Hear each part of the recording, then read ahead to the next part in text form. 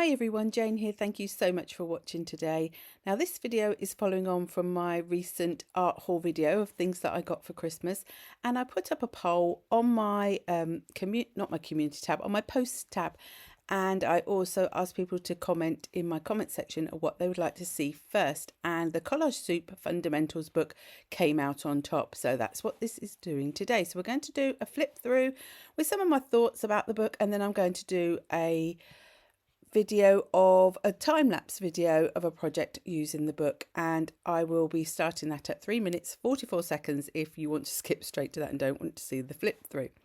Now this book is by Collage Soup, which is Emily Stone, but it's in collaboration with Neve Bailey. So I'm just showing you the first few pages here. So I did the first little bit in real time, but this next section of the pages I've sped up very slightly because I didn't think you'd want to see me turn them all slowly. Now there's lots of beautiful backgrounds in this book, and that is one of the things I really do love. So these are really colourful backgrounds that you're seeing on the left hand pages I really enjoy. Now the pages are double-sided, which for some people could be a bit of an issue, but for me it just gives me more to work with, so I don't mind. And actually, in the context of this book, I'm actually quite grateful for having the double-sided pages, because to be totally honest, there are quite a few pages in here that I probably won't use. A lot of the ones with the animals with that are dressed up, I won't use. Now this is really weird for me because I have the Bird Nerd book and there are birds dressed up in that, and that doesn't, I don't mind that. I will probably use it. I think I have actually used those in some of my projects, but I just don't like the cats and the dogs, and I think it's the furry animals. I don't know. So it's just a little thing of mine. Other people might like it, and that's something to remember. Anything I say is my opinion on these products. It's what I'm thinking of them. So it's about what suits my style, what suits what I like and don't like in my crafting, and everybody's going to be different. So the people I don't mind, I will probably use some of them. They're not my favourite. Now I really wanted this book for this sort of section, all these little bits and bobs that I could cut out. I was a little bit disappointed when I started using the book that a lot of the lips, well, all of the lips were very highly made up, and that I couldn't find things that looked a bit more natural, which I prefer in my work, because I'm not somebody who wears any makeup and things like that. So for me, my take on the world is not that highly made up glossy lipstick look. So I would have preferred some more natural images as well. But there is a lot in this book. There are, I think it says on the front, 149 pages. And I have to say, compared to some of the books, it is quite a bit thicker.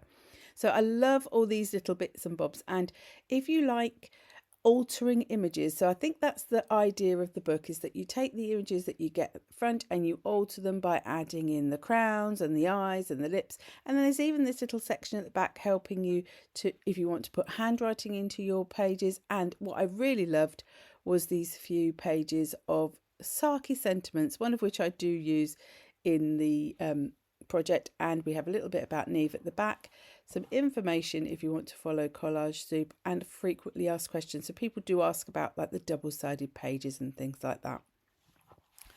But I thought I would make a project in my Dina Wakley watercolour journal, and I have found with this journal, I don't know if it's just mine or whether they're all like this, that a lot of the centres of my pages don't look the most secure for keeping my mediums in. So I do like to use tape down the middle of down the seams of my pages anyway, because I do think that that is obviously going to be a place where if anything is going to go through onto other pages, it's going to be there. So I'm using this very cheap masking tape, that's the word. I bought this in the range, I think it was £1. It's really good. I really enjoy using it. Excuse me. I also do sometimes use it for actual masking, but mostly I use it on my pages. So as well as using it down the middle, I thought, well, I might as well make a feature of it. And so I added some extra bits on, but I wanted it to blend with the rest of the page. So I'm just adding some white gesso from Liquitex. Now I will list everything I've used down in the description box below so that you can search it up if you want to as well. So this is the Liquitex Professional white gesso. I realised recently I didn't have any white gesso left, and I because I enjoy the Liquitex products, I went for this one. Now I don't often use my woodies that much, and I often use them more as more of a later element on my pages, more of a later layer on top of other things. So I thought I'm going to use them today as a background medium. So I'm just going along, just scribbling some on. I wasn't really overly thinking. I was going a little bit along the lines of the masking tape. And I decided to start off with all the warm colours. Now, the thing about woodies is they're water reactive. They are a pencil that really was designed for children to use. Sorry, my voice today is just a little bit on the croaky side. But they will go on all different surfaces. And once they're dry, they don't reactivate. So that it was something that I wanted to utilize in this page, because I knew I was going to be doing collage over the top. Most of the time, I'm not too worried if things activate a little bit once I add the matte medium over.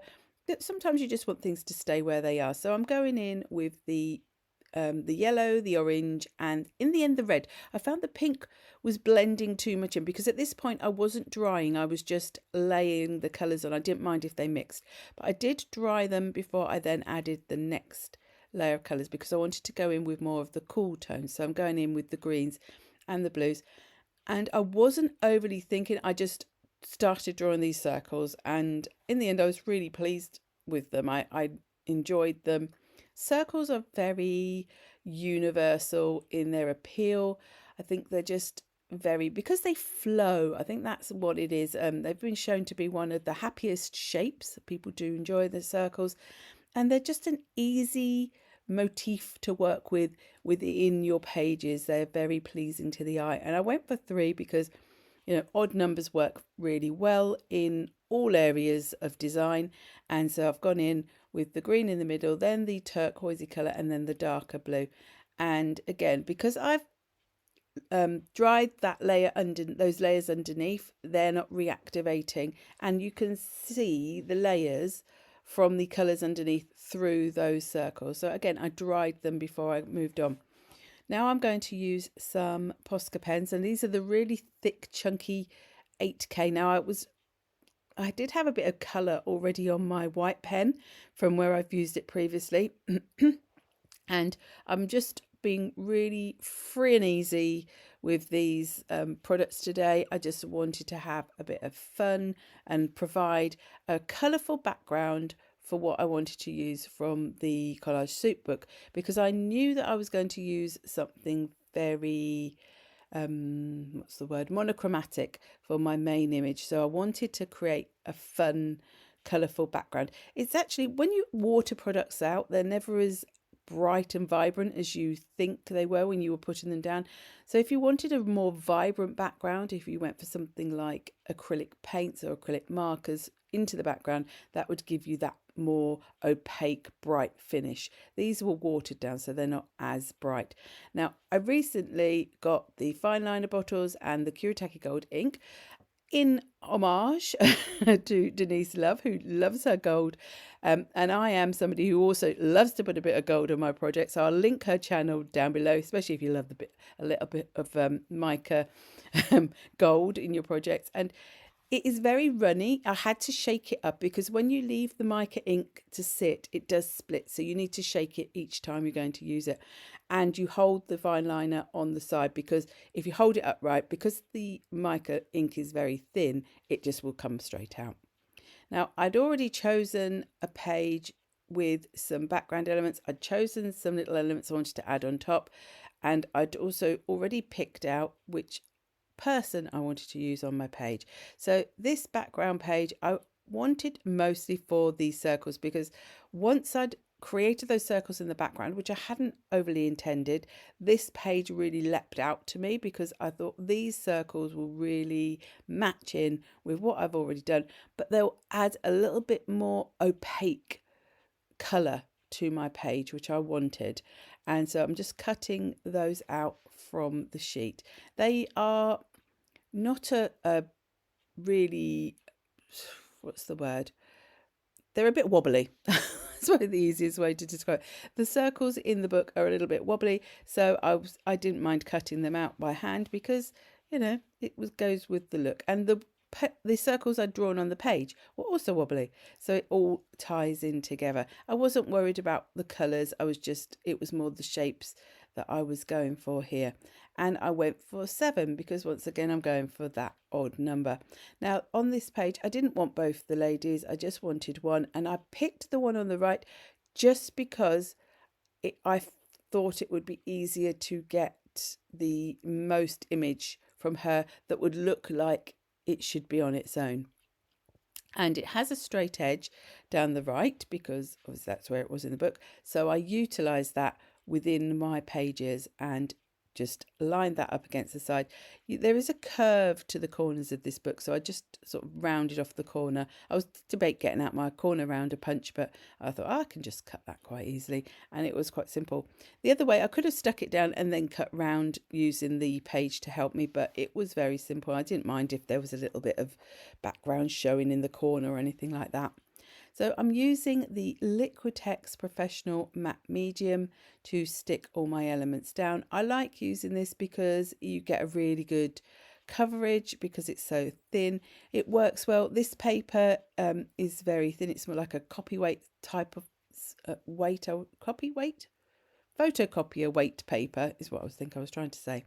So I laid them out before I started to decide roughly where I wanted them to be, and then I'm using my medium on the page, on the back of the elements, and also over the top to seal them in. Now, I knew I wasn't going to be using any water-based or water-reactive type products over the top, so I wasn't worried about having to add any gesso or watercolour ground or anything like that over the top after this stage, because I wasn't going to have to worry about the sort of the acrylic nature of this product. Matte medium is an acrylic medium. It is for doing things with acrylic paint, but it is also for gluing down collage papers. So I'm using these little elements that I cut from the book. Now, I debated, should I go for some really colourful ones or should I go for just sort of muted tones? In the end, I wanted to match them in with the image, and this is one of the sentiments from the back of the book as well. Now, I was thinking at this point that it was still missing something. I was initially just going to leave her as she was, but I decided that I did want to alter her a bit more and take it more into something that was more something I'd done rather than just from the book. And so I'm going in with my Copic Acreas. I do believe I use the white, the gold, the silver, and then I get out the red bean from the deep set as well. Now, I've just wanted to make this sentiment stand out a little bit more. So you can do that by adding a bit of shadowing, or just like I often do, I just go around with a pen of some kind just to create a bit of a frame. And then I decided that I would add some definition around the image. Now, if you watch Neve Bailey's channel, and again, I will link her channel below as well, but she is the collaborator for the book.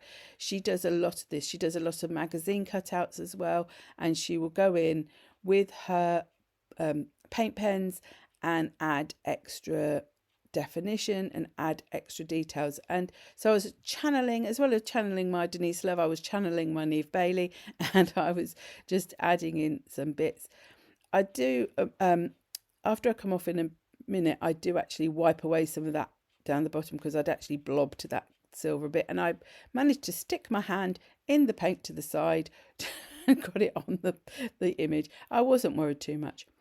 Then I just thought, I was going to just leave a black and like monochrome, but I just couldn't resist just adding a little bit of colour into her as well. So I thought, I'm just going to add some little red, well, it looks more pink on here, pink hearts, just to make it a little bit different. And then I thought, now I've got that in her dress, I do need to add something to the rest of the page. So I just went around really roughly with the pen around what was left and added a few splatters, because why not? Splatters are always fun.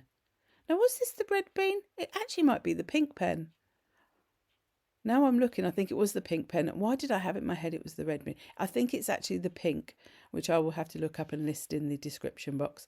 And then I just outlined those little hearts with some white because I thought that just would make them pop a bit more. So here is my final spread. I hope you enjoyed it. If you did, please do give this video a thumbs up. And if you haven't already subscribed, I'd love it if you could hit that subscribe button. And at the end of this video, you will see a list of my lovely super supporters who are my YouTube members. Thank you ever so much to them. And if you are interested in that sort of side of my channel, I will add a link in the description box if you want to find out a bit more. So I will be doing a video on the art toolkit probably in a couple of videos time as well, because that was the second most popular choice for these videos. And until the next time, I'll see you soon. Bye.